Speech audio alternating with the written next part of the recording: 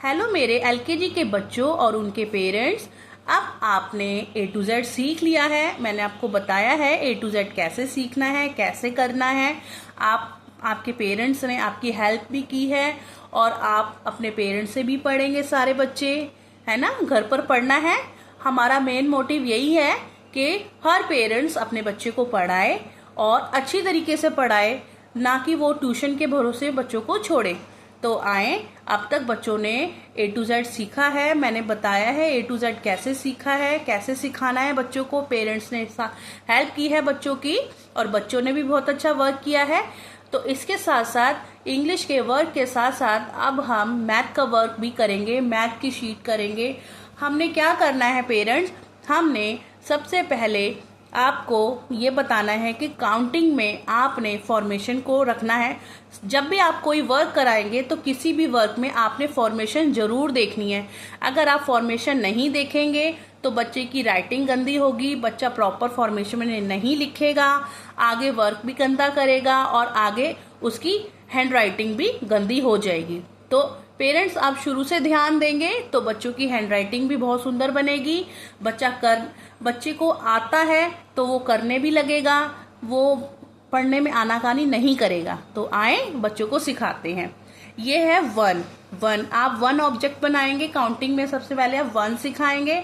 आप मैथ की नोटबुक लेंगे, आपने मैथ का वर्क मैथ में कराना है, हिंदी का वर्क हिंदी की नोटबुक में कराना है और इंग्लिश का वर्क आपने इंग्लिश की नोटबुक में कराना है। आपने जब भी बच्चे की शुरुआत करनी है तो आपने किसी भी प्लेन शीट पर बच्चों को वर्क नहीं कराना है, कोई बड़ा बड़ा वर्क नहीं कराना है।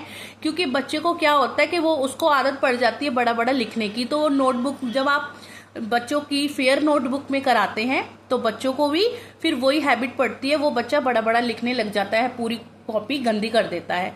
तो आपने सबसे पहले यही आपने करना है कि आपने इंग्लिश की नोटबुक लेनी है, हिंदी की नोटबुक लेनी है और मैथ की नोटबुक लेनी है। और जैसे जैसे सब्जेक्ट वाइज आपको मैं वर्क बताऊंगी आपने उसी नोटबुक में वर्क कराना है। चलें देखें, ये वन है, मैंने वन लिखा है और ये वन ऑब्जेक्ट बनाया है। साथ साथ आप कोई भी ऑब्जेक्ट बना सकते हैं पेरेंट्स और बच्चों को वन लिख के दे सकते हैं। जैसे कि देखें, एक आपने कोई भी नंबर लिखेंगे तो आपने बेस लाइन से टच करके लिखना है, इस लाइन से टच करके लिखना है। जैसे मैंने यहां से यहां तक लिया वन, ऐसे। तो बच्चे को वन डॉट डाल सकते हैं क्योंकि बच्चों ने पीछे प्रैक्टिस की है, स्लांटिंग स्लिपिंग कर्व की प्रैक्टिस की है। तो बच्चों को आप अभी स्टार्टिंग में वन डॉट डाल सकते हैं, फिर बाद में डॉट हटा देंगे हम। तो ऐसे वन बनाना है बच्चों ने, वन डॉट डालेंगे। आप इस तरीके से डॉट डाल सकते हैं, इस तरीके से डॉट डाल सकते हैं और आप बच्चों को बोल सकते हैं वन। साथ साथ बच्चे बोलेंगे। बच्चों ने जब भी आप बच्चा राइटिंग में करेगा ना तो बच्चों को बोलना है, साथ साथ बोलना है। बच्चा कभी भी मुंह बंद करके वर्क को ना करे। अब जैसे यहाँ पर है, मैं डॉट डाल के देती हूँ और बच्चा मुंह बंद करके लिखता है, ऐसे लिख रहा है, तो उसका पेरेंट्स कोई फायदा नहीं है बच्चे को लिखने का। आपने बच्चे को साथ साथ बोल बोल कर लिखवाना है, रिपीट कराना है, बच्चे से बार बार पूछना है क्या है ये वन, क्या है ये वन। तो बच्चा बार बार इसको रिपीट करे वन। इस तरीके से पेरेंट्स आपने वन को लिखवाना है। अब सेकंड आता है टू। अब नेक्स्ट पेज पर हमने क्या लिखा है, टू लिखा है। और टू किस तरीके से लिखा है आप देख सकते हैं। टू लिखा है ऐसे, टू ऑब्जेक्ट बनाए हैं मैंने। टू ऑब्जेक्ट बनाने के साथ साथ बच्चा इनको काउंट करेगा, 1 2। और टू बनाने के लिए बच्चे को आप डॉट देंगे, बच्चे को आप इस तरीके से डॉट देंगे, 1 2 3 1 2 3 1 2 3। और बच्चे को बताएंगे कि यहां से राउंड करना है, राउंड देन स्लीपिंग 2। देखा ना मैंने यहाँ जो इसका बेस लाइन है, इस बॉक्स का जो बेस लाइन है उसे टच करके लिखा है। तो ऐसे लिखना है, round and sleeping, round and sleeping. इस तरीके से बच्चों को लिखना है टू। क्या लिखना है बच्चों, टू लिखना है। इस तरीके से आपने 2 लिखना है। और साथ साथ आपने पीछे की रिपीट भी कराना है। जैसे लास्ट में आपने क्या बनवाया बच्चों से, 1 बनवाया था, तो 1 के साथ साथ आप ऐसे लिखवा सकते हैं बच्चों को साइड में 1, बच्चों से बोल सकते हैं 1 लिखो जरा, 1, फिर बच्चा लिखेगा 2, इस तरीके से बच्चा लिखेगा 2।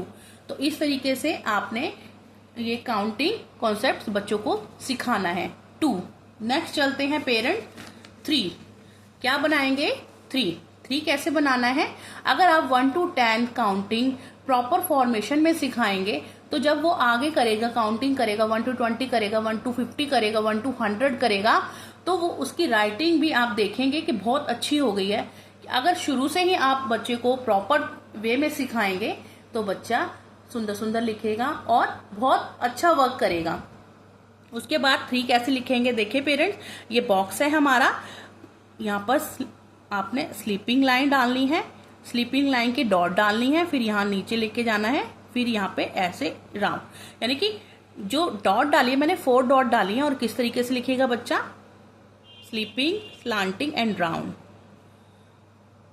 ये देखिए इस तरीके से डॉट डालना है आपने parents, sleeping, slanting, then round, sleeping, slanting, sleeping, slanting. अब देखिए कैसे लिखेगा? Sleeping, slanting, then round. ये क्या बन गया? 3।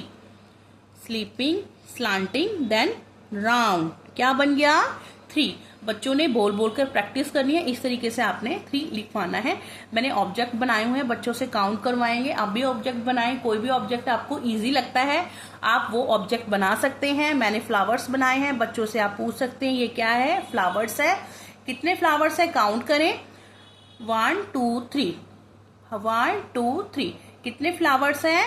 How many flowers are there? 1 2 3। तो आपने बच्चों को साथ साथ काउंटिंग कॉन्सेप्ट भी सिखाना है। उसके बाद बच्चों से एज ए रिवीजन आपने करवाना है। बच्चे लिखेंगे, आपने बताना है 1 2 एंड देन आज क्या सीखा बच्चों ने? 3। इस तरीके से आपने साइड में काउंटिंग भी आपने बच्चों से लिखवानी है, 1 2 3। क्योंकि हम 3 पर आ गए तो 1 2 3। देखिए ऐसे इस तरीके से आपने 3 को लिखवाना है। नेक्स्ट चलते हैं पेरेंट्स 4 लिखवाना है। 4 किस तरीके से लिखवाना है? कितनी डॉट डालेंगे इसमें पेरेंट्स? 4 डॉट डाल के आप बच्चों को देंगे 1 2 3 4, 1 2 3 4, 1 2 3 4। और बच्चा किस तरीके से लिखेगा? Standing, sleeping, standing 4, standing, sleeping, standing, standing, sleeping, standing 4। क्या बन गया बच्चों? 4। इस तरीके से 4 बनाना है। कितने मैंने ऑब्जेक्ट बनाए हैं? 4 ऑब्जेक्ट बनाए हैं, 1 2 3 4। कितने ऑब्जेक्ट हैं? 4 ऑब्जेक्ट हैं। और बच्चों से बोल बोल कर आपने इस तरीके से आपने वर्क लिखवाना है।